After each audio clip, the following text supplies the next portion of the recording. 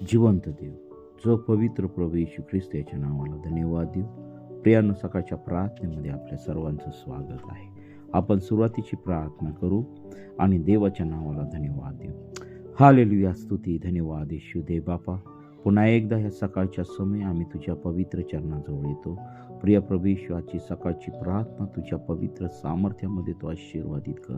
प्रिय प्रभू, ह्या नवीन महिन्यामध्ये आम्ही तुला धन्यवाद द्यावा, आम्ही तुला गौरव द्यावं, आम्ही आमच्या जीवनाकडून प्रिय प्रभू येशू तुझ्या पवित्र नावाला महिमा द्यावा. यासाठी प्रिय प्रभू येशू तू आमच्या जीवनामध्ये उतरून ये.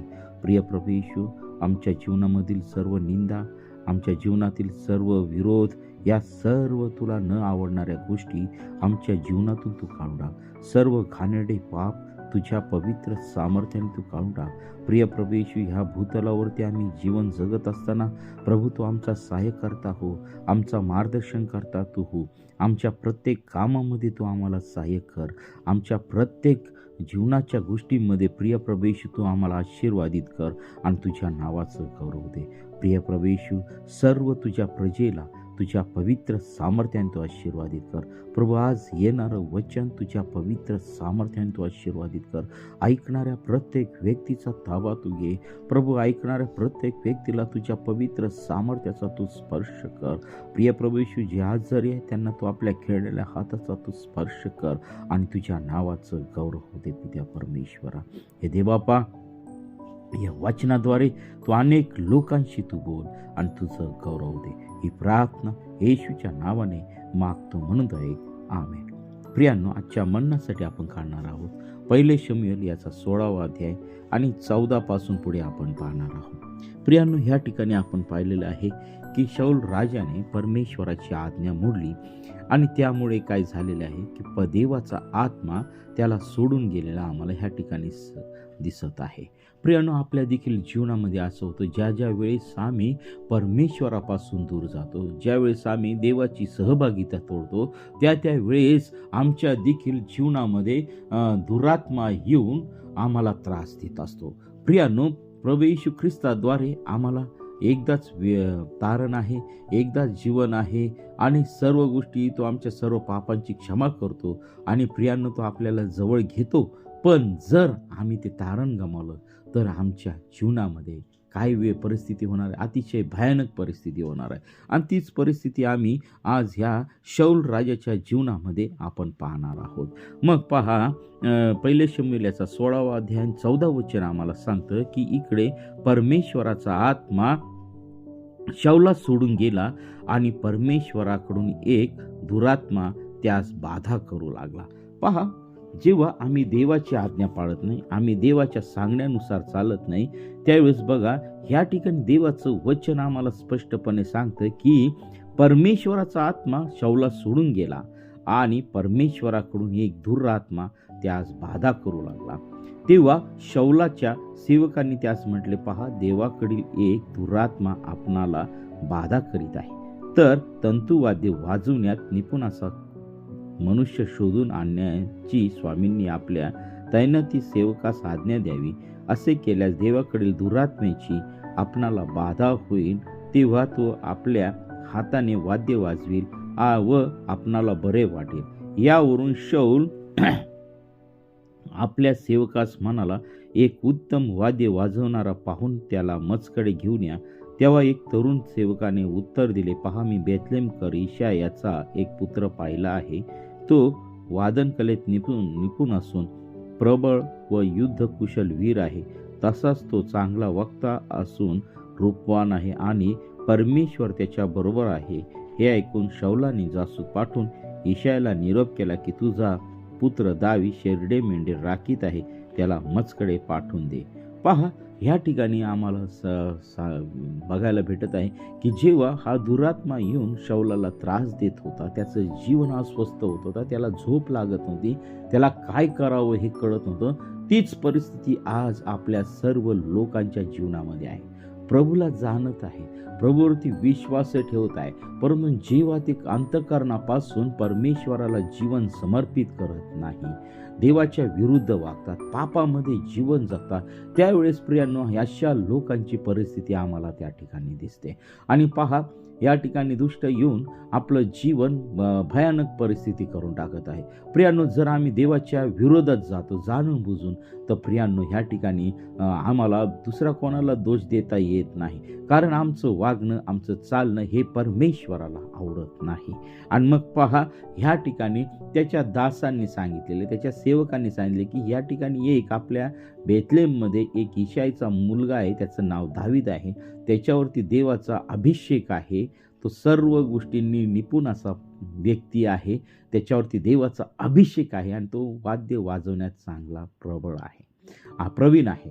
आणि पहा, त्याला त्या ठिकाणी त्या लोकांनी इशायाला निरोप पाठवला, त्याच्या वडिलांना, आणि पहा दावीदाला त्या ठिकाणी आणलेलं आम्हाला दिसत आहे. आणि मग पहा,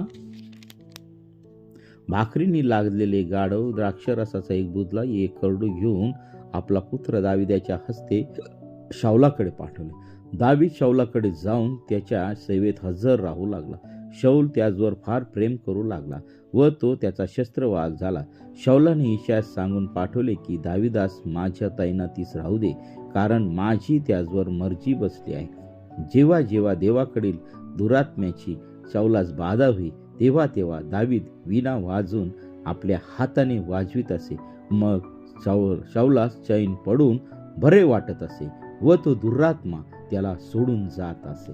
पहा, अशा प्रकारे त्या ठिकाणी शाऊलास आराम पडत होता. जेव्हा दावीद त्या ठिकाणी संगीत वाजवत असे, देवाची गाणे म्हणत असे, तेव्हा तो दुरात्मा त्याला सोडून जात असे.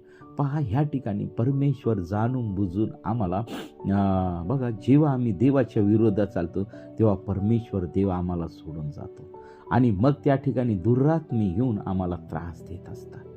बघा, देवाची इच्छा अशी नसते की आम्हाला येऊन दुरात्म्यांनी त्रास द्यावं, आम्हाला येऊन दुरात्म्यांनी आजारी पाडावं. देवाची इच्छा ही नाही की आम्ही आजारात, संकटात, निराशेत आणि सर्व पापामध्ये जीवन जगावं. तर देवाची इच्छा आहे की आम्ही त्याच्या आज्ञेनुसार, त्याच्या वचनानुसार, त्याच्यावरती विश्वास ठेवून आम्ही जीवन जगावं. यासाठी परमेश्वराने तुम्हाला, तुमची आणि माझी निवड केलेली आहे.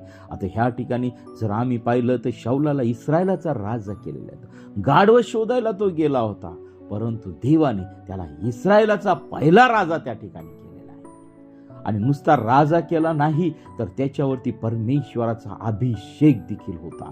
परमेश्वराच्या आज्ञा पालन त्यांनी केलं नाही, परमेश्वराचा शब्द त्यांनी मानला नाही आणि त्यामुळे शाऊलाला देवाने त्याला त्या ठिकाणी सोडलेलं आहे. म्हणून प्रियांनो, आम्ही आपल्याला एक विनंती करत आहे की या सकाळच्या समय की परमेश्वराला तुम्ही सोडू नका, परमेश्वराकडे दुर्लक्ष करू नका, देवाकडे दुर्लक्ष करू नका.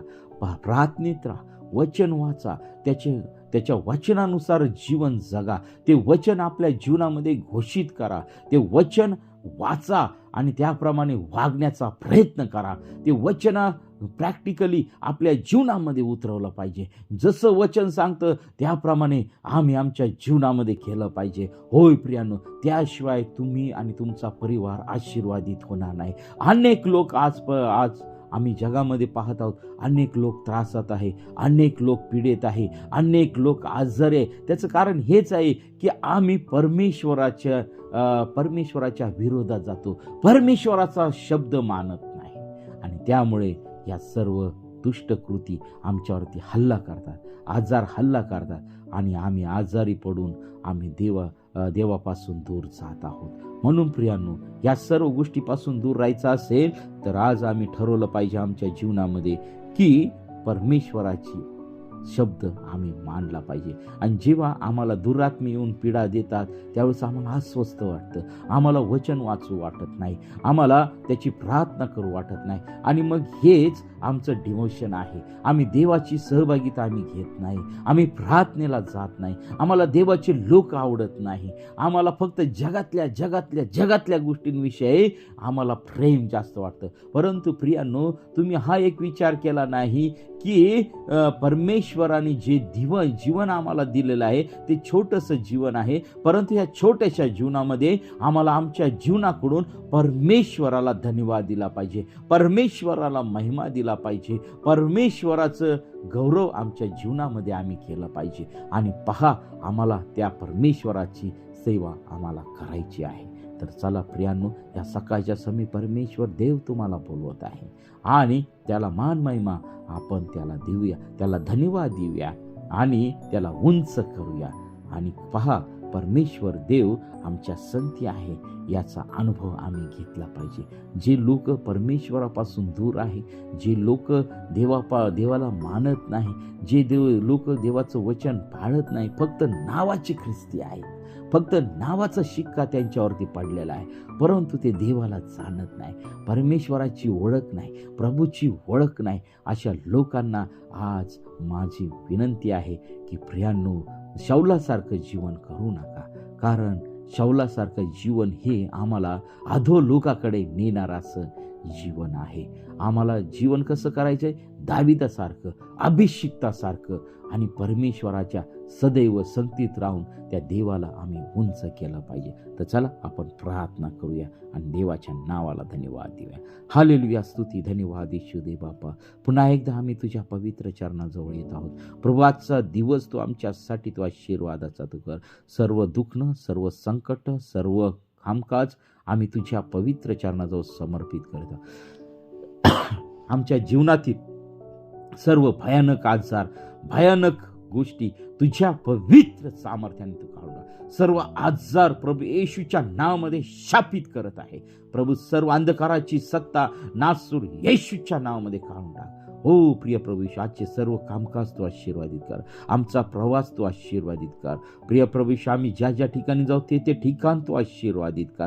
प्रिय प्रभू येशू, आम्ही तुझ्या नावाने ज्या ज्या ठिकाणी प्रिय प्रभू येशू वचन सांगू ते ठिकाण तू आशीर्वादित कर. तेथील लोकांचा ताबा तू घे, ऐकणाऱ्या प्रत्येक व्यक्तीचा ताबा तू घे. प्रत्येकाच्या जीवनामध्ये शांती उतरून दे. प्रभू, जे लोक जॉब शोधत आहे, काम शोधत आहे, त्यांना सुंदर असं काम तू दे. प्रिय प्रभू येशू, जे विवाहित कुटुंब आहेत त्यांच्यामध्ये प्रिय प्रभू येशू जे काही तणावाचे वातावरण असेल ते सर्व वातावरण तुझ्या पवित्र सामर्थ्याने तू काढून टाक आणि तुझं गौरव हो दे पित्या परमेश्वरा. प्रिय प्रभू येशू, आज आम्ही प्रार्थना करत आहोत, सावित्रीबाई गायकवाड यांच्यासाठी प्रार्थना करत आहोत. प्रिय प्रभू येशू, त्यांना तू आपल्या खेळलेल्या हाताचा तू स्पर्श कर. प्रिय प्रभू येशू, त्यांना तू स्पर्श कर. त्यांना जो काय आजार, जो काय त्रास असेल तो सर्व नासूर येशूच्या नावामध्ये काढून टाकत आहे. त्यांना संपूर्णपणे आरोग्य तू देत आहेस, त्याबद्दल मी तुझ्या पवित्र नावाला धन्यवाद. ही प्रार्थना येशूच्या नावाने मागतो म्हणून ऐक. आमेन आमेन. प्रियानो, आपल्या ज्या काही प्रार्थना विनंती असतील आणि आपल्याला काही साक्ष द्यायचे असतील तर 97331668 या क्रमांकावरती संपर्क करा. आम्ही आपल्यासाठी प्रार्थना करत आहोत. देव बाप आपल्या प्रत्येकाला आशीर्वादित करो. आमेन आमेन आमेन.